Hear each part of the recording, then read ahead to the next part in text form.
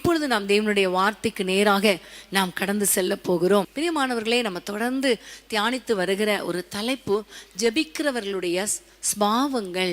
ஜெபிக்கிற மனிதன் ஸ்பாவத்தில் ஒரு மாற்றம் இருக்கணும். நம்ம ஜெபிக்கிறோம்னு சொல்லிட்டு நம்ம கேரக்டரில் மாற்றம் இல்லைன்னா எல்லாரும் என்ன சொல்லுவாங்க, இவ ஜோமணி என்ன பிரயோஜனம், இவங்க பைபிள் தூக்கிட்டு ஆலயத்துக்கு போய் என்ன பிரயோஜனம், ராத்திரியெல்லாம் ஜோமணி என்ன பிரயோஜனம், பகலெல்லாம் சண்டை போடுறாளே, பகலெல்லாம் குடும்பத்தை கவனிக்கிறது இல்லையே, பகலெல்லாம் பாவம் செய்கிறாளே, பகலெல்லாம் தேவனுக்கு விரோதமாக இருக்கிறாளே என்று நிறைய பேர் சொல்லுவாங்க. பகலெல்லாம் உலகத்துக்கு ஒத்த வேஷம் தரிக்கிறாளே என்று கூட எல்லாரும் சொல்லுவாங்க இல்லையா? ஆண்டவர் நம்மிடத்தில் எதிர்பார்க்கிற காரியம், நம்ம ஆண்டவருடைய பிள்ளைகளாக இருக்கும் பொழுது ஜெபிக்கிறவர்களாக இருப்போம். ஜெபிக்கிறவர்களாக இருக்கும் பொழுது நம்முடைய கேரக்டரில், அதாவது நம்முடைய ஸ்பாவத்தில், நம்முடைய வாழ்க்கை நடைமுறை வாழ்க்கையில் ஒரு பெரிய மாற்றத்தை கர்த்தர் எதிர்பார்க்கிறார். அது அவர் மட்டும் இல்லை, உலக மக்கள் கூட எதிர்பார்க்கிறாங்க. சாமுவேல் ஜெபிக்கிற ஒரு மனிதனாக இருந்தார். தேவனுடைய சமூகத்தில் சாமுவேலை குறித்து என்ன சொல்லியிருக்கிறது தெரியுமா? கர்த்தருக்கும் மனுஷருக்கும் முன்பாக பிரியமான வாழ்க்கை வாழ்ந்தார். கர்த்தருக்கும் மனுஷருக்கும் பிரியமானபடி நடந்து கொண்டார்.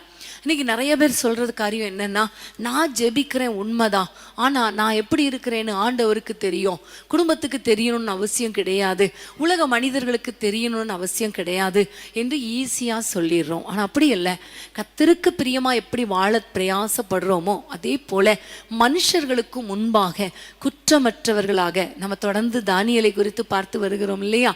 தானியேலுடைய வாழ்க்கையில குற்றமற்ற ஒரு வாழ்க்கை. அவர் சொல்லுகிறார், ராஜாக்கு முன்பாக குற்றமற்றவன், கர்த்தருக்கு முன்பாக குற்றமற்றவன், என்னுடைய இருதயத்துக்கு முன்பாக குற்றமற்றவன், எல்லா பிரதானிகள், எல்லா அரசாங்க ஊழியர்கள் எல்லாருக்கும் முன்பாக நான் குற்றமற்ற ஒரு வாழ்க்கை வாழ்கிறேன் என்று அவர் சொல்லுகிறார். இன்றைக்கு உங்க வாழ்க்கையில நீங்க குற்றமற்றவர்களா இருக்கணும். மோசே தன்னுடைய காலத்தை முடித்த பொழுது அவன் சொல்லுகிற ஒரு வார்த்தை, பிரியமான தேவனுடைய ஜனங்களே, இஸ்ரவேல் புத்திரரே என்று சொல்லிட்டு, நான் ஏதாவது தப்பு பண்ணினேனா, ஏதாவது உங்களிடத்துல அநியாயமா எதையாவது வாங்கினேனா, ஏதாவது காரியங்கள்ல நான் பட்சபாதமா இருந்தேனா அப்படின்னா நீங்க சொல்லுங்க அப்படின்னு சொல்லும் பொழுது எல்லா ஜனங்களும் சொல்றாங்க, இல்ல இல்ல நீங்க எந்த தப்பும் பண்ணல என்று சொல்லுகிற அளவுக்கு ஒரு ஜெப வீரன் வாழ்ந்தான் என்று பார்க்கிறோம். அதே மாதிரி தான் சாமுவேல் தீர்க்கதரிசி. அவர் கர்த்தருக்கு முன்பாக மாத்திரமல்ல, ஜனங்களை பார்த்து சொல்லுகிறாரு, என்னுடைய காலம் முடிய போகிறது, ஒரு புதிய தீர்க்கதரிசி அல்லது ராஜா எழும்ப போகிறார், உங்களுக்கு நான் ஏதாவது தப்பு பண்ணினேனா என்று கேட்கும் பொழுது ஜனங்கள் சொல்றாங்க, இல்லை இல்லை நீங்க நல்லவங்களாவே நடந்தீங்க, எல்லாவற்றிலும் நீங்க நல்லவங்களா நடந்தீங்க என்று சொல்லுவதை நாம் பார்க்கிறோம். இன்னைக்கு அப்படிப்பட்ட ஒரு வாழ்க்கையை தான் ஜனங்கள் எதிர்பார்க்கிறாங்க, ஆண்டவரும் எதிர்பார்க்கிறார். நாமும் அதை நம்ம அதிகமாக எதிர்பார்க்கணும். ஆனால் ஒன்னே ஒன்று என்னன்னா, கர்த்தருக்கு முன்பாக நம்ம எப்படியோ வாழ்ந்துடுறோம், ஆனால் மனுஷங்களுக்கு முன்பாக குடும்பத்தில், அதுவும் குடும்பத்தில் ஒரு சாட்சி உள்ள வாழ்க்கை வாழணுங்கிறத கர்த்தர் எதிர்பார்க்கிறார். மனுஷங்களும் அதை எதிர்பார்க்கிறாங்க, அதை நம்மளும் எதிர்பார்க்கணும், நாமும் எதிர்பார்க்கணும். என் ஸ்பாவத்தில் எனக்கு ஒரு மாற்றம் வேண்டும் என்று நீங்க எதிர்பார்க்காவிட்டால் உங்க ஸ்பாவத்தில் மாற்றம் ஏற்படுவதற்கு வாய்ப்பே கிடையாது. ஆகவே இன்னைக்கு ஆண்டவரை பார்த்து சொல்லுங்க, அப்பா நான் மாறணும், அப்பா என்னுடைய கேரக்டர் மாறணும், என்னுடைய வாழ்க்கையில ஒரு பெரிய மாற்றம் வேண்டும் என்று நீங்க ஆண்டவரை பார்த்து கேட்கணும். கர்த்தர் கண்டிப்பா அப்படிப்பட்ட மாற்றங்களை உங்களுக்கு கொடுப்பார். தொடர்ந்து ஒரு வாரமாக, கிட்டத்தட்ட கடந்த ஆல்நைட் ப்ரேயர்ல இருந்து இந்த ஆல்நைட் ப்ரேயர் வரைக்கும் நம்ம தானியேலை குறித்து நம்ம தியானிக்கிறோம். இன்னும் கர்த்தர் எப்படி நடத்துவார் என்று தெரியாது. ஆனால் இன்றைக்கு நான் உங்களோடு கூட பேசுகிற ஒரு காரியம், ஒரு ஜெப வீரனாகிய யோசுவாவை குறித்து நான் உங்களோடு கூட பேச விரும்புகிறேன். யோசுவாவுடைய வாழ்க்கையில எப்படி அவனுடைய வாழ்க்கை ஒரு ஜெப வீரன், அதே வேளையில் அவனுடைய ஸ்பாவங்கள் எப்படி இருந்தது. வேதத்தை திறந்து கொள்ளுங்கள். யாத்திராகமம் 33ஆம் அதிகாரம் 11ஆம் வசனத்தை வாசிக்க கேட்போமா? யாத்திராகமம் 33:11ஆம் வசனம். ஒருவன் தன் சிநேகிதனோட பேசுவது போல கர்த்தர் மோசேயோட முகமுகமாய் பேசினார். பின்பு அவன் பாளையத்துக்கு திரும்பினான். நூனின் குமாரனாகிய யோசுவா என்னும் அவனுடைய பணிவிடைக்காரனாகிய வாலிபன் ஆசாரிப்பு கூடாரத்தை விட்டு பிரியாதிருந்தான். ஆமென். நூனின் குமாரனாகிய யோசுவா என்னும் அவனுடைய பணிவிடைக்காரனாகிய வாலிபன் ஆசரிப்பு கூடாரத்தை விட்டு பிரியாதிருந்தான். ஆமேன், ஹல்லேலூயா. பிரியமான தேவனுடைய பிள்ளைகளை, இங்க பார்க்கிறோம் பாளையத்துக்கு, அதாவது ஆசரிப்பு கூடாரம் என்று சொல்லப்பட்டிருக்கிறது. அந்த வசனத்துல நீங்க முந்தின வசனங்களை பாருங்க. 7ஆம் வசனத்தை, அதே அதிகாரம் 7ஆம் வசனத்தை பாருங்களேன். மோசே கூடாரத்தை பெயர்த்து அதை பாளையத்துக்கு புறம்பே தூரத்திலே போட்டு அதற்கு ஆசாரிப்பு கூடாரம் என்று பெயரிட்டான். கர்த்தரை தேடும் யாவரும் பாளையத்துக்கு புறம்பான ஆசாரிப்பு கூடத்திற்கு போவார்கள். கர்த்தரை தேடும் யாவரும் பாளையத்துக்கு புறம்பான ஆசரிப்பு கூடாரத்துக்கு போவார்கள். இந்த ஆசரிப்பு கூடாரம் என்று சொல்லும் பொழுது அது எல்லாரும் கூடி இருக்கிற ஒரு கூடாரம். அந்த இடத்துல நம்ம கூடி இருக்கும் பொழுது கர்த்தர் பேசுவார். நம்ம அவரோடு பேசுகிற இடம், அவர் நம்மோடு கூட பேசுகிற இடம். அதுதான் கர்த்தருடைய ஆலயம், அதாவது ஆசரிப்பு கூடாரம். இன்னைக்கு கூட நம்ம ஆலயம் இருக்குது இல்லையா, நம்ம எல்லாரும் கேதர் ஆகி ஒரு இடத்துல அவரோடு கூட ஜெபிக்கிற ஒரு இடம். இந்த இடத்துல பார்க்கிறோம், கர்த்தரை தேடுகிறவங்க என்ன செய்வாங்களாம், அந்த இடத்துக்கு போவாங்களாம், அந்த டேபர்னக்கிளுக்கு போவாங்களாம். கர்த்தரை தேடணும் அப்படிங்கிற ஒரு எண்ணம் வரும் பொழுது 11ஆம் வசனத்திலே சொல்லி இருக்கிறது, எல்லாரும் போனாங்க, ஆசரிப்பு கூடாரத்துக்கு போனாங்க. அதுக்கப்புறம் கர்த்தர் பேசினார், இவங்களும் பேசினாங்க, ஜெபம் பண்ணினாங்க. அதுக்கப்புறம் எல்லாரும் வீட்டுக்கு போயிட்டாங்க. ஆனால் நூனின் குமாரனாகிய யோசுவாவோ அந்த ஆசரிப்பு கூடாரத்தை விட்டு பிரியாதிருந்தான். ஆமென். பிரியமானவர்களே, நம்ம பார்க்கிறோம் ஜெப வீரனாகிய யோசுவா தேவனுடைய சமூகத்துல இருந்து அவரோடு பேசுவதை ரொம்ப சந்தோஷமாய் அவன் அனுபவித்தான். அதனாலதான் எல்லாரும் போயிட்டா கூட இவர் அந்த இடத்தை விட்டு போகவில்லை. அப்போ இந்த இடத்துல இவனுடைய கேரக்டர் என்ன அப்படின்னு பார்க்கும் பொழுது, கர்த்தரை தேடணும்னு விரும்புகிறவங்க ஆசரிப்பு கூடாரத்துக்கு வருவாங்க, பேசுவாங்க, தேடுவாங்க, போயிடுவாங்க. ஆனால் யோசுவா அங்கேயே இருந்தான். அதாவது தேவைக்காக மாத்திரம் தேவனை தேடுகிறவன் யோசுவா கிடையாது, தேவனுடைய பிரசன்னத்தை தேடுகிறவன். ஆமென். தேவனை தேவைக்காக தேடுகிறவன் யோசுவா கிடையாது, அவருடைய பிரசன்னத்துக்காக தேவனை தேடுகிறவன் யோசுவா. புரிஞ்சுதா உங்களுக்கு? ஆமென். இன்னைக்கு நம்ம நிறைய பேர் எப்போ ஜெபிக்கிறோம், எப்போ ஆண்டவரை தேடுறோம், ஆண்டவரே எனக்கு அது வேணும், இது வேணும், சுகம் வேணும், பிள்ளைகள் ஆசீர்வதிக்கப்படணும், என் குடும்பம் நல்லா இருக்கணும், அவங்க நல்லா இருக்கணும், இப்படி சொல்றதுக்காகத்தான் நம்ம ஆண்டவரை தேடுறோம். ஆனால் இந்த யோசுவா தேவைக்காக தேடுகிறவன் கிடையாது, பிரசன்னத்துக்காக தேவனை தேடுகிறவன், தேவ பிரசன்னத்தை விட்டு பிரியாத ஒரு வாழ்க்கை வாழ்ந்தவன். ஆமென், ஹல்லேலூயா. இன்னைக்கு உங்க வாழ்க்கையில நீங்க கொஞ்சம் செக் பண்ணி பாருங்க, எப்போ ஆண்டவரை தேடுறோம், எப்போ தேவ பிரசன்னத்துல நம்ம இருக்கிறோம். நம்முடைய தேவைக்காகத்தானே, நம்முடைய குடும்பத்தின் பிரச்சனைக்காகத்தானே, நமக்கு ஒரு சமாதானம் வேணுங்கிறதுக்காக தானே நம்ம போய் தேடுறோம். ஆனால் இன்னைக்கு நம்ம யோசுவாவை போல நம்முடைய கேரக்டரில் ஒரு சேஞ்ச் வேணும். எப்பவும் தேவ பிரசன்னத்தை காத்து கொள்ளணும், எப்பொழுதும் அவரோடு கூட உறவாடணும். ஜெபிக்கிற நேரோன்னு இல்லாமல் எப்பொழுதும் ஆண்டவரோடு கூட பேசி பழகி அவருடைய பிரசன்னத்திலே மகிழ்ந்து கொண்டு இருக்கணும். ஆமென். எப்பொழுது தேவ பிரசன்னத்தில் நம்ம இருக்க முடியும்னா, பாவம் செய்யாமல் இருக்கும் பொழுதுதான் தேவ பிரசன்னத்தில் இருக்க முடியும். ஆதாம் ஏவாள் பாவம் செய்த பொழுது தேவ பிரசன்னத்தை விட்டு அவர்கள் விலகி போனார்கள். காயின் பாவம் செய்த பொழுது, தன்னுடைய சகோதரனை கொலை செய்த பொழுது தேவ பிரசன்னத்தை விட்டு அவன் விலகி போய்விட்டான். ஆனால் இந்த யோசுவா பரிசுத்தமுள்ள ஒரு வாழ்க்கை வாழ்ந்ததினால தேவ சமூகத்துல தேவ பிரசன்னத்தை விட்டு பிரியாத ஒரு வாழ்க்கை வாழ்ந்தான். யோசேப்பு கூட பார்க்கும் பொழுது பாவம் செய்யக்கூடிய சூழ்நிலை வந்தாலும் அந்த பாவம் செய்யற சூழ்நிலையில கூட ஆண்டவர் அவனோடு கூட இருந்தார். அந்த பாவத்தை உதறி தள்ளிவிட்டான். அவனை குறித்து சொல்லும் பொழுது சிறைச்சாலையில போடப்பட்டால் கூட சிறைச்சாலையிலும் கர்த்தர் அவனோடு கூட இருந்தார். ஆமென், ஆமென், ஹல்லேலூயா. பாருங்க, பாவம் செய்தா கண்டிப்பா ஆண்டவர் விலகி போய் விடுவார். ஆனால் யோசேப்பு பாவம் செய்யாததுனால சிறைச்சாலையிலையும் தேவ பிரசன்னத்தை காத்து கொண்டான். இந்த யோசுவாவை குறித்து பார்க்கும் பொழுது அவர் ஒரு பரிசுத்தமுள்ள வாலிபனாய் இருந்தபடியினால, பரிசுத்தமுள்ள ஒரு மனிதனாய், தேவ ஊழியக்காரனாய், பணிவிடைக்காரனாய், மோசேயின் உடன் ஊழியராய் இருந்ததுனால தான் அந்த தேவ பிரசன்னத்தை காத்து கொள்ள முடிந்தது. தேவைக்காக அல்ல, தேவ பிரசன்னத்துக்காக, கர்த்தருடைய பிரசன்னத்தை காத்து கொள்வதற்காக அவரை தேடுகிற ஒரு அனுபவம். பிரியமானவர்களே, இன்றைக்கு நீங்கள் கொஞ்சம் உங்களை செக் பண்ணி பாருங்க. நீங்கள் எந்த நேரத்தில் தேவனிடத்தில் ஜெபம் பண்ணுறீங்க, எப்போ ஆண்டவரை நோக்கி பார்க்குறீங்க. இன்னைக்கு ஆண்டவரிடத்துல கம்ப்ளீட்டாக ஒப்பு கொடுத்துருங்க. தேவைக்காக அல்லப்பா, எப்பொழுதும் உங்களை தேடுவோம், எப்பொழுதும் உங்களை தேடுகிறவர்களாக, இப்படி பிரசன்னத்தில் களி கூறுகிறவர்களாக நாங்கள் இருப்போம் என்று சொல்லி ஆண்டோடைய கரத்தில் உங்களை ஒப்பு கொடுக்கணும். ஆமீன், ஹல்லேலூயா.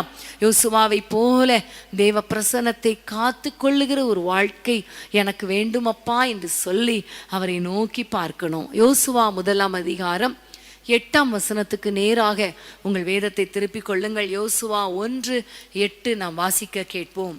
இந்த நியாயப்பிரமாண புஸ்தகம் உன் வாயை விட்டு பிரியாதிருப்பதாக, இதில் எழுதியிருக்கிறவைகளின் படியெல்லாம் நீ செய்ய கவனமாய் இருக்கும்படி இரவும் பகலும் அதை தியானித்து கொண்டிருப்பாயாக. அப்பொழுது நீ உன் வழியை வாய்க்க பண்ணுவாய், அப்பொழுது புத்திமானாயும் நடந்து கொள்ளுவாய். ஆமேன். ஆண்டவர் யோசுவாவுக்கு கொடுத்த ஒரு வார்த்தை, ஒரு கட்டளை.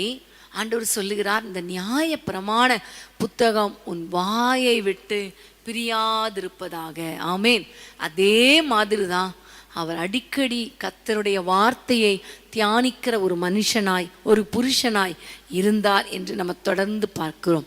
பிரியமானவர்களே, இன்றைக்கு நம்ம வாழ்க்கையில் பைபிள் வாசிக்கிறது, அதாவது நியாயப்பிரமாண புத்தகம் அந்த நாட்களில், இன்னைக்கு ஆண்டவர் நம்முடைய கரங்களில் வேத புத்தகத்தை கர்த்தர் கொடுத்திருக்கிறார்.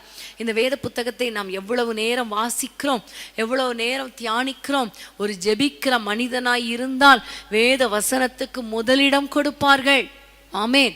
அடிக்கடி மோகன் சிலாசரஸ் அண்ணன் சொல்கிற ஒரு வார்த்தை எனக்கு அடிக்கடி சந்தோஷத்தை கொடுக்கும். அவங்க சொல்லுவாங்க, நான் மணிக்கணக்காக முழங்காலில் நின்று ஜெபிப்பேன், வேதத்தையும் முழங்காலில் நின்று நான் வாசிப்பேன். ஆமேன். அநேக தேவ பக்தர்கள் மணிக்கணக்காக வேதத்தை முழங்காலில் நின்று வாசித்திருக்கிறார்கள். ஆமேன், ஹல்லேலூயா. பிரியமான தேவனுடைய பிள்ளைகளே, உங்கள் வாழ்க்கையில் இன்னைக்கு நீங்கள் ஆண்டவரை நோக்கி பார்த்து, ஆண்டவரை பார்த்து சொல்லுங்க, அப்பா என்னுடைய ஸ்வபாவத்தில் ஆண்டவரை நான் ஜெபிக்கிறேன், ஆனால் நான் ஜெபிக்கிற அளவுக்கு பைபிள் வாசிக்கிறேனா அப்படின்னு பார்த்தா இல்லை. ஒரு சாப்டர் வாசிக்கவே கஷ்டமாக இருக்குது, ஏதோ 1-2 வசனங்களை வாசிச்சுட்டு நான் ஓடி போயிடுறேன் அப்படின்னு நீங்கள் நினைப்பீங்கன்னா, இன்றைக்கு இந்த வாழ்க்கையில் உங்களுடைய கேரக்டரில் ஒரு பெரிய மாற்றம் இருக்கணும். அதுவும் எதற்காக வேதத்தை தியானிக்கணும்னா, அதில் செய்யப்பட்டிருக்கிறவைகளின் படி நீ கவனமாய் செய்வதற்காக தியானிக்கணும். இன்னைக்கு நம்ம எதற்காக வேதத்தை தியானிக்கிறோம்? கொஞ்சம் யோசித்து பாருங்களேன். இன்னைக்கு என்ன வாக்குத்தத்தம் கர்த்தர் கொடுப்பார்? இன்னைக்கு ஆண்டவர் என் கூட என்ன பேசுவார்? இன்னைக்கு என்ன வாக்குத்தத்தம்? இன்னைக்கு நான் அங்கே போகிறேன், இங்கே போகிறேன், எனக்கு ஒரு வாக்குத்தத்தம் கிடைக்காதா? எனக்கு ஆண்டவர் கூட பேச மாட்டாரா? நீ புறப்பட்டு போ, நான் உன்னோடு கூட இருக்கிறேன், நீ போகிற வழியெல்லாம் தூதர்களை பாதுகாப்பார்கள் என்று சொல்ல மாட்டாரா? நீ செய்கிற காரியம் வாய்க்கும் சொல்ல மாட்டாரா? அப்படியே நம்ம பிரிக்கிற வசனம், சிலர் பைபிளை அப்படியே பிரிப்பாங்க, அப்படியே திறந்து பார்ப்பாங்க. அந்த திறக்கிறது கூட இப்படி வச்சுட்டு கரெக்டாக அவங்களுக்கு தெரியும் சங்கீதம் எங்கே இருக்கும்னு. ஓப்பன் பண்ணாலே சங்கீதத்தில் ஒரு நல்ல வசனம் வரும். அப்படி பிரித்து பார்க்குற, கிளி ஜோசியம் மாதிரி பார்க்குற எத்தனையோ பேர் இருக்காங்க. அதுக்கு அப்படி வாசிக்கிறவங்க நிறைய பேர் இருக்காங்க. தேவைக்காக, வாக்குத்தத்தத்துக்காக, ஒரு கொஞ்ச நேர சந்தோஷத்துக்காக பைபிளை வாசிக்கிறவங்க இருக்காங்க. ஆனால் நம்ம ஆண்டவர் என்ன சொல்கிறார்? வேதத்திலே தியானமாயிருங்க, அதன்படி செய்ய கவனமாயிருக்கும்படிக்கு தியானமாயிரு. அப்போ ஒரு ஜெபிக்கிற மனிதன் எதற்காக தியானம் பண்ணுவான்னா, அவர் என்ன சொல்கிறாரு நான் அதன்படி செய்யணுமே, அவர் சொல்கிறதுக்கு நான் கீழ்ப்படியணுமே, அதுக்காகத்தான் தியானிப்பாங்களே தவிர வாக்குத்தத்தத்துக்காகவோ ஒரு சந்தோஷமான வார்த்தைக்காகவோ அல்ல. அப்படி ஆண்டவரே உம்முடைய வார்த்தையின்படி நான் செய்ய கவனமாக இருக்கணும்னு தியானிக்கும் பொழுது வாக்குத்தத்தங்கள் தானாய் வரும். சந்தோஷமான ஆறுதல் படுத்துகிற வார்த்தைகள் நமக்கு நேராக கடந்து வரும். ஆலோசனை கொடுக்கக்கூடிய வார்த்தைகளும் கடந்து வரும். இன்னைக்கு ஆண்டவரிடத்துல சொல்லுங்க, யோசுவாவை போல ஆண்டவரே உம்முடைய வசனத்தை விட்டு விலகாத ஒரு வாழ்க்கை வாழ எங்களுக்கு கிருபை தாங்கப்பா. ஆமீன், ஹல்லேலூயா. இன்னைக்கு பைபிள் ரீடிங் ரொம்ப முக்கியம். அந்த ஆகமங்களின் புத்தகங்களை வாசித்து கொண்டிருந்தான். என்ன நடக்க போகுது, பைபிளில் என்ன சொல்லி இருக்கிறது, கடைசி காலத்தில் என்ன நடக்கும், அந்த சிறையிருப்பின் காலம் எவ்வளவு நாள் நீடிக்கும், எப்பொழுது முடியும் என்றெல்லாம் வாசித்து கொண்டிருந்தார் என்று நம்ம பார்க்கிறோம். எலியாவை குறித்து, எலிசாவை குறித்து பார்க்கும் பொழுது எலிசா வாழ்க்கையில கர்த்தருடைய வார்த்தை அவனிடத்துல இருக்கிறது என்று சொல்லி நம்ம வாசித்தோம் இல்லையா, தியானித்தோம். இன்னைக்கு நம்ம யோசுவா வாழ்க்கையிலையும் பார்க்கிறோம், கர்த்தருடைய வார்த்தை நம்மிடத்தில் இருக்குதா? கர்த்தருடைய வார்த்தை விட்டு பிரியாத ஒரு வாழ்க்கை வாழ்கிறோமா? கர்த்தருடைய வார்த்தையை இரவும் பகலும் தியானிக்கிறவர்களாய் இருக்கிறோமா? கர்த்தருடைய வார்த்தையின் மேல அன்புடையவர்களாய், பாசமுடையவர்களாய், ஒரு அதை வாசிக்கணும், தியானிக்கணும் அப்படிங்கிற ஒரு ஆசை, விருப்பமுடையவர்களாய் இருக்கிறோமா? அல்லது ஏதோ கடமைக்காக, அல்லது அம்மா அப்பா நம்மளை வளர்த்துருக்காங்களே, ஞாயிற்றுக்கிழமை காலையில் பைபிள் வாசிக்காமல் போனால் ஒரு காரியமும் உருப்படாது, அதனால வாசித்திரணும் அப்படி நினச்சி வாசிக்கிறீங்களா? இன்னைக்கு நீங்கள் தீர்மானம் பண்ணுங்க, உங்களுடைய வாழ்க்கையை கொஞ்சம் செக் பண்ணி பாருங்க, எப்படி வாசிக்கிறீங்க. இன்னைக்கு காலையில் ஒருவேளை பலவீனத்தினால, அல்லது ஒருவேளை நீங்கள் வாசிக்காமல் இருந்திருக்கலாம், சரி இன்னைக்கு விட்டுருங்க. நேற்று வாசித்தீங்களா? முந்தா நாள் வாசித்தீங்களா? பைபிளை எத்தனை நாளைக்கு ஒரு முறை வாசிக்கிறீங்க? ஒரு சில வாரத்துக்கு ஒரு முறை தான் வாசிக்கிறாங்க. இன்னைக்கு ஆண்டவரிடத்துல கேளுங்க, ஆண்டவரே பைபிளை நான் தினமும் வாசிக்கணும், ஒவ்வொரு நாளும் வாசிக்கணும். இங்கே பார்த்தீங்கன்னா ஆண்டவர் சொல்லுகிறார், நிறைய வேலை இருக்கப்பா உனக்கு, ஒரு பெரிய வேலை, ஒரு பெரிய ப்ராஜெக்ட் உனக்கு வச்சிருக்கிறேன். அதாவது இஸ்ரவேல் ஜனங்களெல்லாம் நீ எழுந்து அவர்களை நடத்தி கொண்டு யோர்தானை கடக்கணும், எரிகோவை கடக்கணும், ஆயி கடக்கணும், இப்படி எல்லாம் கடந்து போய் இஸ்ரவேல் தேசத்துக்குள்ள போகணும். இஸ்ரவேல் தேசத்துக்குள்ள போனா மட்டும் போதுமா? இல்லை, அங்க இருக்கிற 31 ராஜாக்களை முறியடிக்கணும், அவங்க இருக்கிற இடத்தெல்லாம் அளக்கணும், அளந்து சீட்டு போடணும், அங்க இருக்கிற காடுகளெல்லாம் வெட்டி திருத்தணும், அங்க இருக்கிற எல்லா கானானியரை துரத்தணும், எல்லாம் துரத்தி எல்லா கோத்திரங்களுக்கும் நீ பங்கிட்டு கொடுக்கணும், எல்லாருக்கும் நீ பங்கிட்டு கொடுக்கணும். இது எவ்வளோ பெரிய வேலை, யோசித்து பாருங்களேன். அது எல்லைகளெல்லாம் முடிவு பண்ணணும்.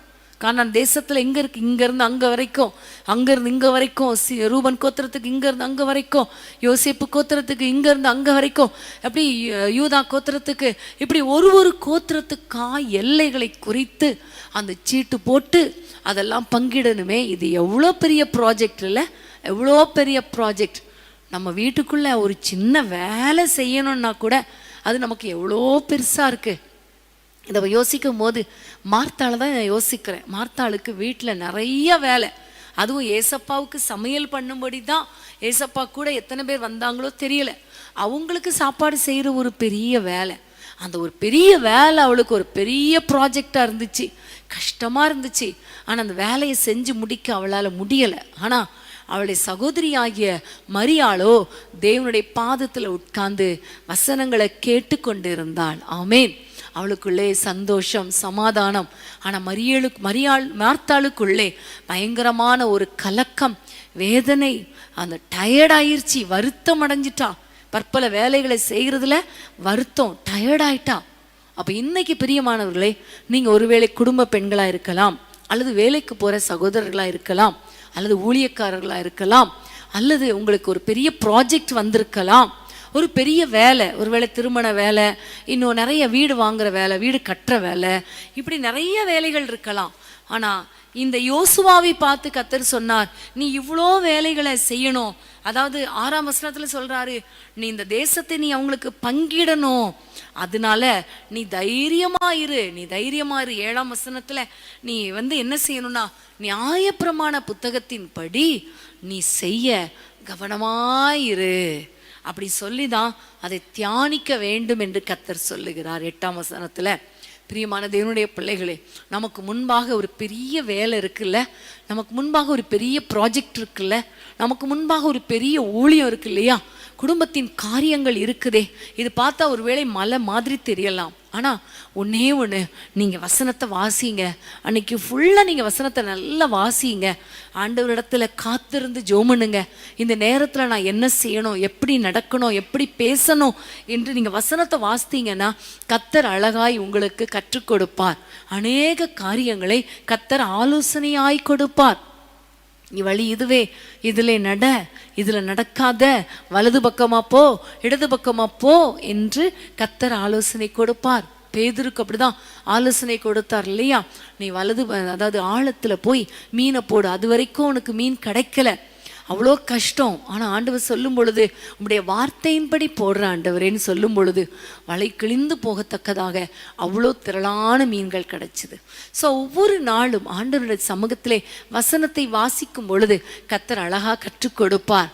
அப்படி செய் இப்படி செய்ன்னு சொல்லும் பொழுது அதுக்கப்புறம் பார்த்தீங்கன்னா யோசுவா வாழ்க்கையில் கர்த்தருடைய வார்த்தையை தியானிக்கிறவனாய் இருந்தபடியினால அவனுடைய ப்ராஜெக்ட் எல்லாவற்றையும் செய்து முடிக்க கர்த்தர் கிருபை பாராட்டினார். அவருடைய வாழ்நாளில் ஒன்று கூட குறையாமல் ஒரு காரியம் கூட செய்யாமல் தன்னுடைய ஜீவனை விடலை. எல்லாவற்றையும் செய்து முடித்து அவர் தன்னுடைய வாழ்க்கையை முடித்து இளைப்பாறினார். பிரியமானவர்களே, இன்னைக்கு கர்த்தர் உங்களுக்குன்னு கொடுத்த அத்தனை வேலைகளையும் செய்து முடிக்கணும்னா பைபிள் வாசிக்கணும், வேத வசனத்துக்கு முக்கியத்துவம் கொடுக்கணும், ஆண்டவர் என்ன சொல்லுகிறீர் என்று கேட்கணும், அந்த ஆலோசனைக்காக காத்திருக்கணும். அப்படி காத்திருக்கும் பொழுது கர்த்தர் வார்த்தை கொடுப்பார், வாக்குத்தத்தத்தை கொடுப்பார், திடப்படுத்துவார், தைரியப்படுத்துவார், வழி நடத்துவார். ஆமேன், ஹல்லேலூயா. இன்னும் அருமையான வசனங்களை நம்ம வாசிக்கணும். யோசுவா 1 அதிகாரம் 2 வசனத்தை வாசிக்கலாமா? யோசுவா 1:2. என் தாசனாகிய மோசே மரித்து போனான். இப்பொழுது நீயும் இந்த ஜனங்கள் எல்லாரும் எழுந்து இந்த யோர்தானை கடந்து இஸ்ரவேல் புத்திரருக்கு நான் கொடுக்கும் தேசத்துக்கு போங்கள். ஆமேன். நீங்கள் எல்லாரும் எழும்புங்கள், நீங்கள் கடந்து போங்கள், நான் கொடுக்கிற தேசத்துக்கு போங்கள் என்று சொல்லி ஆண்டவர் யோசுவாவை பார்த்து சொல்லுகிறார். யோசுவாவை பார்த்து சொல்லுகிறார். பாருங்க, ஆண்டவர் யோசுவா கிட்ட பேசுகிறார். பேசின உடனே நம்ம எல்லாருக்கும் தெரியும், அவர்கள் எல்லாரும் எழுந்து, ஆமேன், ஹல்லேலூயா. அவர் சொல்லுகிறார், அந்த அதிகாரத்தின் பின்பகுதியில் நீங்க பார்த்தீங்கன்னா எல்லா பிரதானிகள், எல்லா தலைவர்கள், அங்கே கோத்திர பிதாக்கள், இன்னும் லேவியர், ஆசாரியர் எல்லாரையும் பார்த்து சொல்றாங்க, சீக்கிரமா எல்லாரையும் எழுமுங்க, நம்ம இந்த இடத்தை விட்டு கடந்து போகணும், நம்ம கர்த்தர் சொல்லுகிற இடத்துக்கு போகணும் என்று அவர் ஆலோசனை கொடுக்கிறதை நாம் பார்க்கிறோம். பிரியமான தேவனுடைய பிள்ளைகளே, கர்த்தர் சொல்லுகிற வார்த்தைக்கு, அதாவது பைபிள் வாசிக்கும் பொழுது கர்த்தர் 1 அதிகாரத்தில் 8 அதிகாரம் வசனம் வாசித்தோம் இல்லையா, வசனத்தை வாசிக்கணும்னு சொல்லி. அப்படி வாசிக்கும் பொழுது கர்த்தர் நம்மோடு கூட பேசுவார்.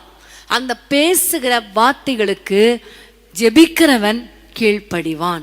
ஆமேன். ஜெபிக்கிறவன் வசனத்தை வாசிக்கிறவனாய், வசனத்தை தியானிக்கிறவனாய் இருப்பான் என்று பார்த்தோம். அதே வேளையில ஜெபிக்கிறவன் வசனத்தின்படி வாழ்கிறவனாய் இருப்பான், வசனத்துக்கு கீழ்ப்படுகிறவனாய் இருப்பான். ஆமேன். கர்த்தர் என்ன சொல்லுகிறாரோ யோசுவா கிட்ட அந்த வார்த்தைக்கு உடனே கீழ்ப்படுகிறான். பிரியமானவர்களே, நான் ஜெபிக்கிறேன் ஜெபிக்கிறேன் ஜெபிக்கிறேன்னு சொல்லிட்டு போறதுல அர்த்தம் இல்லை. ஜெப வேளையில கர்த்தர் பேசுகிற காரியங்கள், பைபிளை வாசிக்கும் பொழுது கர்த்தர் உங்களோடு கூட இடைப்படுகிற காரியங்களுக்கு நீங்கள் கீழ்ப்படுகிறீங்களா? கீழ்ப்படுகிறீங்களா? ஜெபிக்கிறவர்கள் கீழ்ப்படுகிறவர்களாய் இருப்பார்கள். ஆமேன், ஹல்லேலூயா. பிரியமானவர்களே, நம்ம எல்லாருக்கும் தெரியும், யோசுவாவுடைய வாழ்க்கையை பார்க்கும் பொழுது அவ்வளவு ஆண்டவருக்கு கீழ்ப்படிந்த ஒரு வாழ்க்கை. 3 அதிகாரத்தில் 7 வசனத்தை வாசிப்போம். 3 அதிகாரம் 7-8 வசனங்கள். கர்த்தர் யோசுவாவை நோக்கி, நான் மோசேயோடு இருந்தது போல உன்னோடும் இருக்கிறேன் என்பதை இஸ்ரவேலர் எல்லாரும் அறியும்படிக்கு இன்று அவர்கள் கண்களுக்கு முன்பாக உன்னை மேன்மைப்படுத்துவேன். அடுத்த வசனம். உடன்படிக்கை பெட்டியை சுமக்கிற ஆசாரியரை பார்த்து, நீங்கள் யோர்தான் தண்ணீர் ஓரத்தில் சேரும்போது யோர்தானில் நில்லுங்கள் என்று கட்டளையிடுவாயாக என்றார். ஆமென். இங்க சொல்லுகிறார், ஆண்டவர் சொல்லுகிறார், நீங்கள் யோர்தான் தண்ணீர் ஓரத்தில் நிற்கும் பொழுது ஆசாரியர்களை நீங்க உடன்படிக்கை பெட்டியை சுமந்து கொண்டு ஆசாரியர்கள் கடந்து போக வேண்டும் என்று சொல்லணும் என்று சொன்ன பொழுது அப்படியே அவர்களை ஆயத்தப்படுத்துகிறார் யோசுவா. அவர்களை யோர்தானில் போய் நில்லுங்கள் என்று சொல்லுங்கள் என்று சொன்ன பொழுது அடுத்த வசனத்தில் நீங்க பார்க்கும் பொழுது நீங்க எல்லாரும் போய் நில்லுங்கள் என்று அவர்களுக்கு சொல்லுகிறார்.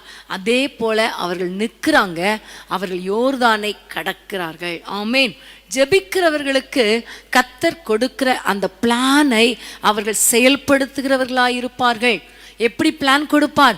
வசனத்தின் மூலமாக கொடுப்பார்.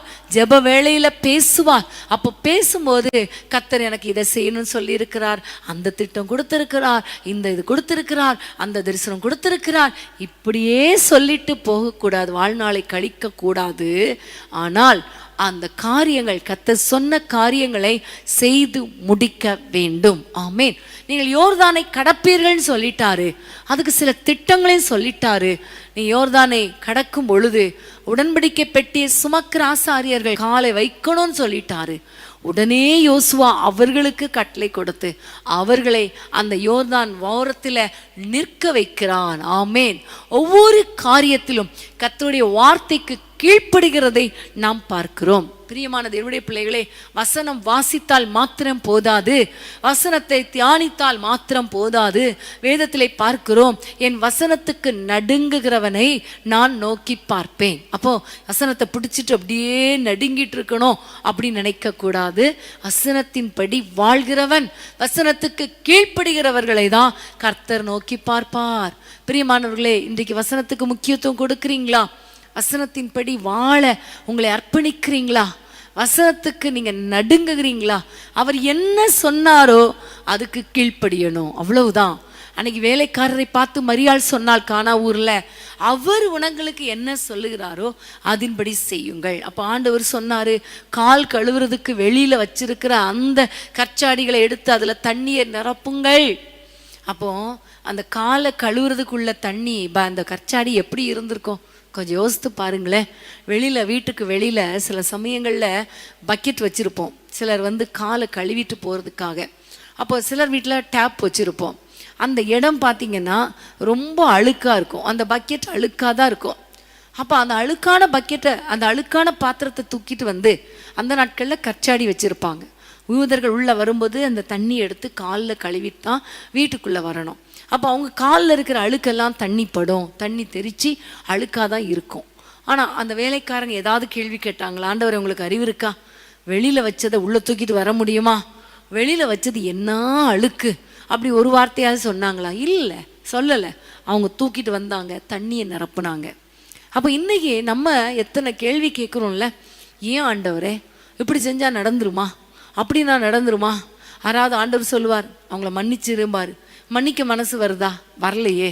இதை விட்டு கொடுத்துரும்பாரு, விட்டு கொடுத்தா எனக்கு இது வேண்டாமா? அப்படிதான் நம்ம கேள்வி கேட்போம். இதை வாங்காதன்னா அதை தான் வாங்குவோம், இதை செய்யாதன்னா அதை தான் செய்வோம், இல்லையா? அப்போ இன்னைக்கு ஆண்டவர் நம்மோடு கூட பேசுகிறார். வேலைக்காரர்கள் என்ன சொன்னாரோ அதை செய்தார்கள். அந்த தண்ணியை நிரப்பியாச்சு. வேலைக்காரங்களுக்கு தெரியும் இது என்னது, சாதாரண தண்ணி.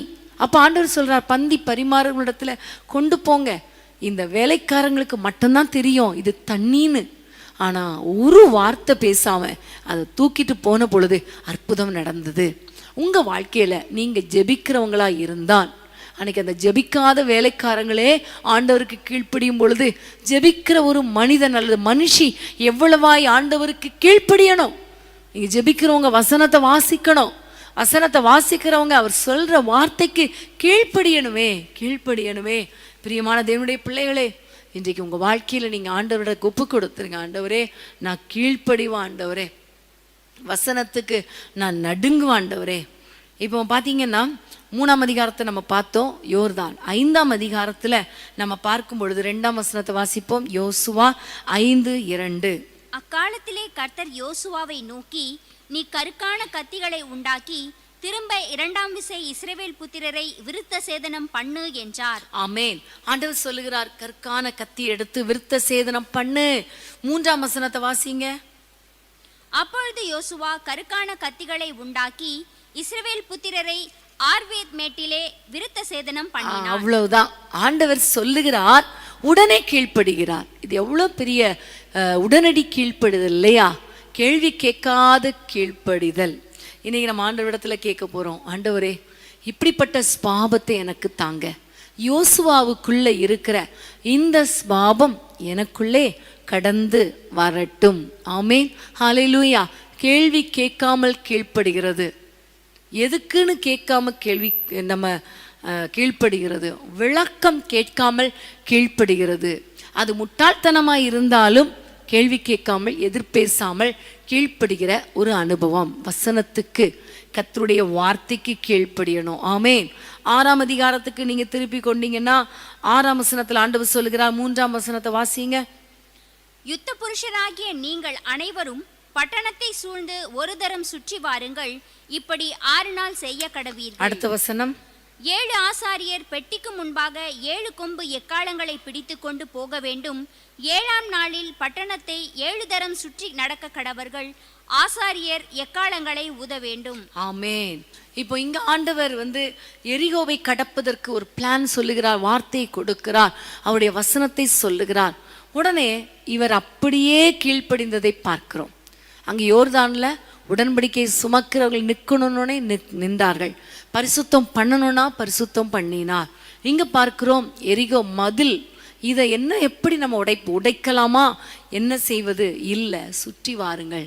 கொஞ்சம் யோசித்து பார்த்தா, சுற்றி வந்தால், ஆர்ப்பரித்தால் எல்லா எரிகோவும் விழுந்துரும், உன் கையில் ஒப்பு கொடுப்பேன்னு சொல்லும் பொழுது இதெல்லாம் பார்த்தா இது எப்படி முடியும், இது எப்படி முடியும் அப்படிங்கிற ஒரு கேள்வி வந்திருக்குமா, வந்திருக்காதா? வரும். நமக்கெல்லாம் நிறைய கேள்வி வரும். ஆனால் யோசுவா கேள்வியே கேட்கல, சுற்றி வானா சுற்றி வந்தார்கள். ஆமேன். நீ ஆர்ப்பரிக்க கூடாது, வாய் பேசக்கூடாதுன்னா வாய் பேசலை. 7ஆவது நாள் 7 முறை சுற்றி வரணும்னா சுற்றி வந்தாங்க. 7ஆவது முறை எக்காலங்களை ஊதணும், ஆர்ப்பரிக்கணும்னா ஆர்ப்பரிச்சார்கள். அவ்வளோதான். எல்லா இன்ஸ்ட்ரக்ஷனும் கர்த்தரிடத்துலேருந்து வருது. கர்த்தரிடத்துலேருந்து வந்ததை ஜனங்களுக்கு கொடுத்து அப்படியே கீழ்ப்படிந்த ஒரு அனுபவத்தை பார்க்கிறோம். அப்படிதான் ஒவ்வொரு சூழ்நிலையிலையும் யோசுவா வெற்றியை பெறுவதற்கு காரணம், ஒரு ஜெயமுள்ள வாழ்க்கை வாழ்ந்ததுக்கு காரணம் தேவனுடைய வார்த்தைக்கு கீழ்ப்படிந்தது. ஆமேன். ஒரே ஒரு இடத்துல தான் ஆண்டவரிடத்துல ஆலோசனை கேட்கல. பட்டணத்துக்கு முன்பாக போலாமா, ஆண்டவரே ஒப்பு கொடுப்பீரா, கேட்கல. கேட்காம போனதன் விளைவு, ஆலோசனைகளுடைய வார்த்தையை கேட்டதன் விளைவு பட்டணத்துல தோல்வி. அதுக்கப்புறம் தேவனுடைய சமூகத்தில் விழுந்து, ஏசப்பா உங்கள் வார்த்தை என்ன சொல்லுங்க என்று சொன்ன பொழுது அதுக்கப்புறம் கர்த்தர் ஆகானை சுட்டி காட்டினார், சுட்டரிக்க சொன்னார். அதுக்கு பிறகு நம்ம பார்க்கும் பொழுது 8ஆம் அதிகாரத்தில் கர்த்தர் பட்டணத்தில் வெற்றியை கர்த்தர் கொடுத்தார். இப்படி பிரியமானவர்களை, ஜெபிக்கிற ஒரு மனிதன், ஜெபிக்கிறவர்களாய் இருந்தால் வேத வசனத்தை வாசிப்பார்கள், தியானிப்பார்கள். ஜெபிக்கிறவர்கள் வேத வசனத்தின்படி கீழ்ப்படிந்து நடப்பார்கள். ஹல்லேலூயா. வார்த்தைக்கு நடுங்கிறவர்களாய் இருப்பார்கள். ஆமேன். இன்னொரு வசனத்தை நம்ம வாசிக்கலாம். எண்ணாகமம் 14ஆம் அதிகாரம் 6-7 வசனத்தை வாசிக்கலாமா? எண்ணாகமம் 14ஆம் அதிகாரம் 6ஆம் வசனத்துல இருந்து. தேசத்தை சுற்றி பார்த்தவர்களில் நூனின் குமாரனாகிய யோசுவாவும் எப்புன்னேயின் குமாரனாகிய காலேபும் தங்கள் வஸ்திரங்களை கிழித்து கொண்டு இஸ்ரவேல் புஸ்தரின் சமஸ்த சபையையும் நோக்கி, நாங்கள் போய் சுற்றி பார்த்து சோதித்த தேசம் மகா நல்ல தேசம். கர்த்தர் நம்மேல் பிரியமாயிருந்தால் அந்த தேசத்திலே நம்மை கொண்டு போய் பாலும் தேனும் ஓடுகிற அந்த தேசத்தை நமக்கு கொடுப்பார். ஆமேன். ஹல்லேலூயா. இங்க பாருங்க, ஆண்டவர் இந்த மோசேயை குறித்து பரிசுத்த வேதாகமத்தில் யோசுவாவை குறித்து எழுதி வைத்த காரியத்தை நம்ம பார்க்கும் பொழுது, இந்த யோசுவா அவர் விசுவாச வார்த்தைகளை பேசின ஒரு மனிதனாக நம்ம பார்க்கிறோம். ஆமென். வேதத்தை வாசிக்கணும், தியானிக்கணும். அடுத்தது ஜெபிக்கிறவர்கள் வேதத்தின்படி வாழ்கிறவர்களாய் இருப்பார்கள். அடுத்தது வேதத்தை தியானிக்கிற மட்டுமல்ல, வேத வசனத்துக்கு கீழ்ப்படுகிறவர்களாக மாத்திரமல்ல, வார்த்தையை பிடித்து கொண்டு விசுவாச அறிக்கை செய்கிறவர்களாய் இருப்பார்கள். ஆமேன். ஹல்லேலூயா. ஆண்டவர் சொன்னார் 13ஆம் அதிகாரத்தில், நான் உங்களுக்கு கொடுக்க போகிற தேசம் பாலும் தேனும் ஓடுகிற தேசம், அருமையான தேசம், அதை சுற்றி பார்ப்பதற்கு ஆட்களை அனுப்பு என்று சொல்லுகிறார். அப்போ அந்த கர்த்தருடைய வார்த்தை மட்டும்தான் இந்த யோசுவாவுக்குள்ளே இருந்தது, அவரோடு கூட காலேபுக்குள்ளே இருந்தது. வேற எந்த வார்த்தையும் இல்லை. இந்த சூழ்நிலை பார்க்கல. அவங்க போய் இந்த தேசத்தை சுற்றி பார்த்த பொழுது இவர்கள் கண்களுக்குள்ளே தெரிந்த காரியம் என்னன்னா, பாலும் தேனும் ஓடுகிற தேசம், அந்த தேசம் நல்ல தேசம், அந்த தேசம் செழிப்பான தேசம், அந்த தேசத்தை கர்த்தர் நமக்கு கொடுப்பேன் என்று வாக்கு பண்ணி இருக்கிறார். அவ்வளவுதான். கர்த்தருடைய வார்த்தை மட்டும்தான் அவங்களுக்கு ஞாபகத்தில் இருந்ததே தவிர வேற எதுவும் அவங்களுக்கு மைண்ட்ல இல்லை. அவங்க போய் பார்க்கும் பொழுது சூழ்நிலை வித்தியாசமா இருக்கிறது. வேதத்திலே பார்க்கிறோம், அங்க பலவான்களா இருந்தார்கள், அங்க பயங்கரமான ராட்சசர்கள் இருந்தார்கள், அமலேக்கியர் இருந்தாங்க, ஏத்தியர், எபூசியர். அதாவது அது 13ஆம் அதிகாரத்துல 28ஆம் வசனத்திலிருந்து வாசித்தீங்கன்னா கானானியர் எல்லாரும், எமோரியர், எபூசியர் எல்லாரும் இருக்கிறாங்க. நம்ம போகவே முடியாது. அவர்கள் ராட்சசர்கள் இருக்கிறதுனால நம்மால போய் அவர்களை ஜெயிக்க முடியாது. ஏன்னா நம்மளை விட அவர்கள் பலவான்கள் என்று அவர்கள் சொல்லுகிறார்கள். ஆனால் யோசுவா சொன்ன காரியம் என்னன்னா, அங்க ராட்சசர்கள் இருந்தாலும் இல்லாவிட்டாலும் அதை பத்தி கவலை இல்லை. கர்த்தர் நமக்கு என்ன சொன்னார், அவர் நம்மோடு கூட என்ன பேசினார், அது பாலும் தேனும் ஓடுகிற தேசம், அது நல்ல தேசம், அதை உங்களுக்கு தருவேன், அது கானானியர் வசிக்கிற தேசம்தான், ஆனா அதை உங்களுக்கு ஒப்பு கொடுப்பேன், உங்க கையில ஒப்பு கொடுப்பேன்னு சொன்னாரே. அப்போ ஒப்பு கொடுப்பேன்னு சொன்ன ஆண்டவர் ஒப்பு கொடுக்காமல் இருப்பாரா? சத்துருக்களை நம்ம கையில ஒப்பு கொடுக்காமல் இருப்பாரா? கண்டிப்பா கர்த்தர் பிரியமாய் இருந்தால் அவர்கள் அந்த தேசத்தை நம்ம கையில கொடுப்பார், நம்ம கையில கொடுப்பார். கர்த்தருக்கு விரோதமாக கலகம் பண்ணாதிருங்கள், கர்த்தர் நம்மோடு கூட இருக்கிறார். அந்த 9ஆம் வசனத்தை பார்க்கும் பொழுது கர்த்தர் நம்மோடு கூட இருக்கிறார், நீங்க பயப்பட வேண்டாம். ஏன்னா யோசுவாவில் கூட ஆண்டவர் அப்படிதான். அதுக்கு முன்பாக தொடர்ந்து ஆண்டவர் சொல்ல, நீங்க யாரும் பயப்படாதீங்க. அதனால இவர் தைரியமாய் சொல்லுகிறார், பயப்பட வேண்டாம், பாலும் தேனும் ஓடுகிற தேசம்தான். ஆமென். பிரியமானவர்களே, இன்றைக்கு நம்ம பைபிள் வாசிக்கிறோம், நம்ம ஜெபிக்கிறோம், பைபிள் வாசிக்கிறோம், பைபிளை தியானிக்கிறோம், அதன்படி நடக்கிறோம். ஆனால் சிச்சுவேஷன் வரும் பொழுது, சூழ்நிலைகள் எதிராக இருக்கும் பொழுது நம்ம என்ன வார்த்தை பேசுகிறோம்? ஜெபிக்கிறவர்கள் சூழ்நிலையை பற்றி பேச மாட்டாங்க. பாருங்க, அந்த 10 பேரும் கோத்திர பிதாக்கள் தான், இஸ்ரவேல் புத்திரர் தான், பெரிய பெரிய பிரபுக்கள் தான். ஆனா அவங்க என்ன பேசுனாங்க? கர்த்தர் நமக்கு கொடுத்த பாலும் தேனும் ஓடுகிற தேசம் சொல்லல. அவங்க சொன்னது ஏனாக்கியர், அமலேக்கியர், எபூசியர், ராட்சசர்கள், அரணிப்பான பட்டணம், அங்க ரொம்ப ராட்சசர்கள் இருக்காங்க, நம்மளை விட அவங்க பலவான்கள், நம்மால முடியாதுப்பா அப்படின்னு அவிசுவாச வார்த்தைகள் பேசினாங்க, எதிர்மறையான வார்த்தைகள் பேசினாங்க. ஆனா யோசுவா எதிர்மறையான வார்த்தை பேசல, விசுவாச வார்த்தை பேசினான். கர்த்தர் சொன்ன வாக்கு தத்தத்தை பேசினான். அது சூழ்நிலை எதிராயிருந்தாலும் உண்மைதான், அங்க இருக்கிறவங்க அப்படிப்பட்டவங்க தான். ஆனால் கர்த்தர் நம்மோடு கூட இருக்கிறாரே, நம்ம கூட ஆண்டவர் இருக்கும்போது நம்ம ஏன் பயப்படணும் என்று அவர்களை காத்த நிழல் போயிடுச்சு, இப்ப நம்மை காக்கிற நிழல் நம்மோடு கூட வருகிறதே என்று சொல்லி விசுவாச வார்த்தைகளை பேசினான். ஆமென். பிரியமான தேவனுடைய பிள்ளைகளே, ஜெபிக்கிறவங்க விசுவாச வார்த்தை பேசுவாங்க. உங்களுடைய வார்த்தை கொஞ்சம் திருப்பி பாருங்க. நீங்க ஜெபிக்கிறீங்க, நல்லா ஜெபம் பண்றீங்க, ஆனா விசுவாச வார்த்தை பேசுறீங்களா? ஜெபம் பண்ணிட்டு எல்லாம் ஜெபம் பண்ணி முடிச்சுட்டு வீட்டில் யாராவது ஒருத்தர் கடன் பிரச்சனைக்காக ஜெபம் பண்ணிட்டீங்களா? ஆமாம், நான் ஜெபம் பண்ணிட்டேன். சரி, நாளைக்கு 10,000 ரூபா எப்படி கொடுக்கறது? அந்த 10,000 ரூபா எப்படி கொடுக்க முடியுமோ தெரியலையே, ஆண்டவர் என்ன செய்வாரோ தெரியலையே, யார் உதவி செய்வாரோ தெரியலையே. இதுதான் அவிசுவாச வார்த்தைகளை பேசுறது. ஜெபிக்கிறவங்க அவிசுவாசமான வார்த்தைகளை பேச மாட்டாங்க. என்ன சொல்லுவாங்க? இன்னும் நம்ம ஜெபம் பண்ணுவோம், கர்த்தருக்கு காத்திருப்போம், கர்த்தர் கண்டிப்பா அந்த 10,000 ரூபாயை நமக்கு தருவார், யாராவது ஒருவர் மூலமாக அவர் தருவார். நிறைய சாட்சிகளை நம்ம வாசித்திருக்கிறோமே. விசுவாசத்தோடு கர்த்தரை ஸ்தோத்திரம் பண்ணி துதித்து, கர்த்தர் எனக்காக யாவை செய்து முடிப்பார், என் மீட்பர் உயிரோடு இருக்கிறார் என்ற வார்த்தை சொல்ல சொல்ல சொல்ல என் வாழ்க்கையில எவ்வளோ அற்புதங்கள் என்று எத்தனை பேருடைய சாட்சிகளை நம்ம வாசிக்க கேட்டிருக்கிறோம். இன்னைக்கு நீங்க விசுவாச வார்த்தைகளை பேசுங்க. நம்ம ஜெபிக்கிறவங்க இல்லையா, நம்ம ஜெபிக்கிறவங்க நம்ம பேச வேண்டிய வார்த்தை என்ன? கர்த்தர் என்னோடு கூட இருக்கிறார், கர்த்தர் எனக்கு துணை நிற்கிறார், நான் பயப்பட மாட்டேன், மனுஷன் எனக்கு என்ன செய்வான், கர்த்தர் என் கோட்டை, அவர் என் அரண், அவர் நான் நம்பி இருக்கிறவர், அவர் துருகம், அரணான கண்மலை, அவர் என்னை விட்டு விலக மாட்டார், என்னை கைவிட மாட்டார், எனக்காக யாவையும் செய்து முடிப்பார், என் மீட்பர் உயிரோடு இருக்கிறார், எனக்கு குறித்ததை அவர் நிறைவேற்றுவார், அவர் சகலத்தை மதினதின் காலத்தில் நேர்த்தியாய் செய்து முடிக்கிறவர், சகலத்தையும் அவர் செய்து முடிக்கிறவர். அவர் செய்ய நினைத்தது ஒன்றும் தடைப்படாது. தடைகளை தகர்க்கிறவர், கோணலானதை செவ்வையாக்கிறவர். ஆமேன். பெரிய காரியங்களை காண்பேன், பெரிதானவைகளை காண்பேன். கர்த்தர் என் பட்சத்தில் இருக்கிறார், நான் அசைக்கப்படுவதில்லை. மனுஷன் எனக்கு என்ன செய்வான்?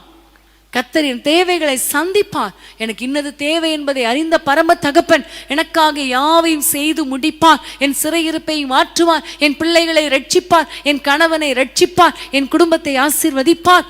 இப்படிப்பட்ட விசுவாச வார்த்தைகளை பேச வேண்டும். ஜெபம் பண்ணிட்டு ஐயோ ஆண்டவரேன்னு சொல்லக்கூடாது. பேதுருடைய வாழ்க்கையை பாருங்களேன். பேதுரு கடல்ல இருக்கும் பொழுது ஆண்டவரை நோக்கி பார்த்தார். பயங்கரமான சூழ்நிலை தான். ஆண்டவரே நீரே ஆனால் நானும் நடக்கணும். கரெக்டு தான். அவர் ஜெபத்தை கர்த்தர் கேட்டார். வா என்று சொல்லி கீழே இறங்கி கடல்ல நடந்தார். எவ்வளோ பெரிய அற்புதம்!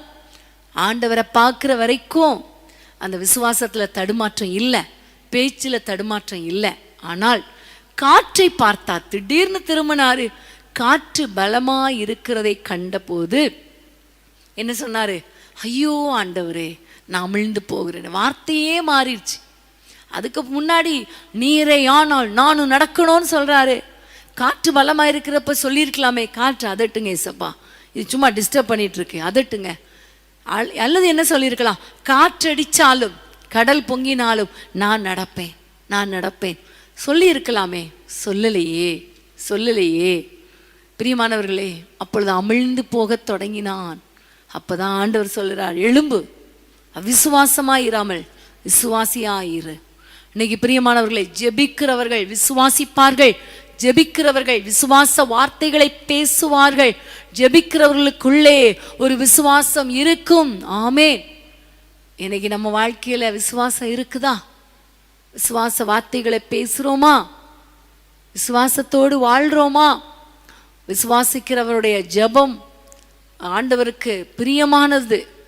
விசுவாசிக்கிறவருடைய ஜெபத்தினால ஆண்டவர் அற்புதங்களை செய்வார் என்று சொல்லியிருக்கிறாரே. விசுவாசமாய் வார்த்தைகளை பேசுகிறவர்களாய் இருக்கணும். ஆமே, ஹல்லேலூயா. பிரியமான தேவனுடைய பிள்ளைகளை, பைபிளை வாசித்தா மாத்திரம் போதாது, அதை தியானித்தால் மாத்திரம் போதாது, அதுக்கு கீழ்ப்படிந்தால் மாத்திரம் போதாது. சூழ்நிலைகள் விரோதமாய் இருந்தாலும் விசுவாச வார்த்தைகளை நாம் பேச வேண்டும். ஆமே, ஹல்லேலூயா. பிரியமான தேவனுடைய பிள்ளைகளே, உங்கள் வாழ்க்கையில் இன்றைக்கு நம்ம ஆண்டவரை நோக்கி பார்க்க போகிறோம், ஆண்டவரிடத்தில் ஜெபிக்க போகிறோம். ஆண்டவரே, யோசுவா எப்படி அழகாய் ஆண்டவரே ஒரு விசுவாசமானவனாய் இருந்தான், விசுவாச வார்த்தைகளை பேசினான். விசுவாச வார்த்தைகளை பேசினது மாத்திரமல்ல, விசுவாசத்தோடு கிரியை செய்தான். மற்றவர்களையும் கிரியை செய்யும்படி தட்டி எழுப்பினானே. விசுவாசத்தால் வராத யாவும் பாவம் என்று சொல்லப்பட்டிருக்கிறது. ஆனால் உடன்படிக்கை பெட்டியை சுமக்கிற ஆசாரியர்களை என்கரேஜ் பண்றான். போங்க, அந்த காலில் நில்லுங்க, யோர்தான்ல உங்க கால் நிற்கட்டும், யோர்தான்ல நில்லுங்கன்னு சொல்லி என்கரேஜ் பண்ணுகிறான். விசுவாசத்தை துரிதப்படுத்துகிறான், அவர்களையும் துரிதப்படுத்துகிறான். அவனும் போய் நிற்கிறான், அங்க பார்க்கிறான், விசுவாசத்தோடு கிரியை செய்கிறான் யோசுவா. இன்னைக்கு அன்பான தேவனுடைய பிள்ளைகளே, நீங்க ஒரு விசுவாச வீரனா இருக்கிறீங்களா? விசுவாசிக்கிறீங்களா? முதல்ல விசுவாசமாய் இருந்தாதான் விசுவாச வார்த்தைகளை பேச முடியும். விசுவாச வார்த்தைகளை பேசினாதான் விசுவாசமாய் கிரியை செய்ய முடியும். நம்முடைய விசுவாசத்தை கிரியையில காட்ட முடியும். வேதம் சொல்லுகிறது, விசுவாசமில் கிரியை இல்லாத விசுவாசம் செத்தது. விசுவாசம் இருக்கணும், அது கிரியையில இருக்கணும், வார்த்தையில இருக்கணும். இன்னைக்கு நீங்க கொஞ்சம் யோசித்து பாருங்க, திங்க் பண்ணி பாருங்க. ஆண்டவரிடத்தில் சொல்லுங்க, அப்பா விசுவாச வார்த்தைகளை பேச முடியல, ஜெபிக்கிறோம், ஜோமன்ற வரைக்கும் நல்லா இருக்கு, வெளியே எழும்பி வந்தோடனே இது எப்போ மாறும், இது நடக்குமா நடக்காதா, எனக்கு மட்டும் ஏன் இப்படி, எனக்கு இது நடக்கவே நடக்காது, அவ்வளோ கஷ்டமா இருக்கே, பலவீனமா இருக்கே, வியாதியா இருக்கே, என்னைக்கு இது மாறும், என் பிள்ளைங்களுக்கு இன்னும் நடக்கலையே, அது செய்யலையே, இது செய்யலையே, இது அப்படி நடக்கலையே, இது எப்படி நடக்கும் அப்படின்னு அவிசுவாச வார்த்தைகளை பேசிடுறோமே. ஆண்டவரே மனம் இறங்கும் என்று சொல்லி ஆண்டவரை நோக்கி நம்ம கூப்பிட போகிறோம். ஹல்லேலூயா. யோசுவா ஜெபிக்கிறவர். அந்த ஜெபிக்கிறவருக்குள்ளே இருந்த சில பாவங்களை குறித்து நம்ம இன்னைக்கு பார்த்தோம் இல்லையா?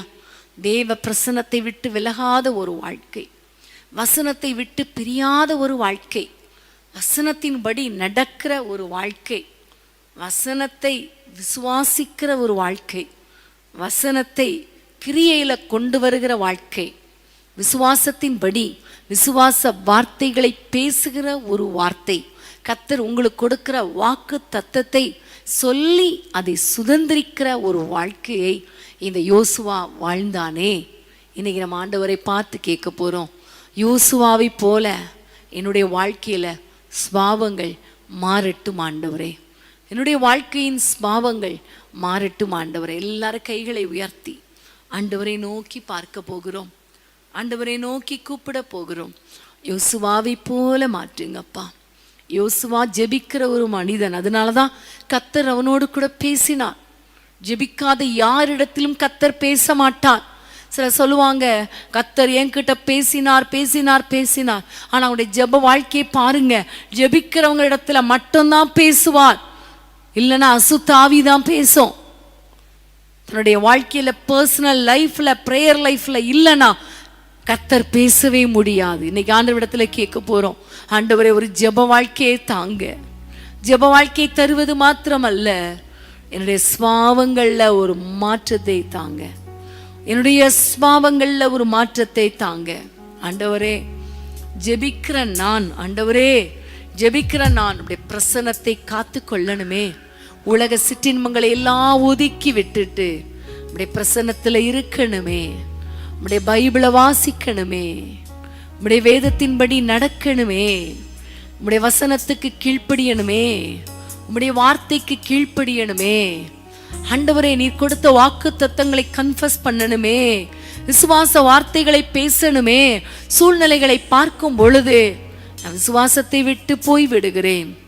இன்றைக்கு ஆண்டவரே நீங்க எங்களோடு கூட பேசினதற்காக நன்றி. இப்படிப்பட்ட என்னுடைய ஸ்வாவங்கள்ல ஒரு மாற்றத்தை தாரும் ஆண்டவரே. யோசுவாவை போல என்னுடைய வாழ்க்கையில ஸ்வாவத்துல ஒரு மாற்றத்தை தாரும் என்று சொல்லி ஆண்டவரை நோக்கி கூப்பிடுவோமா.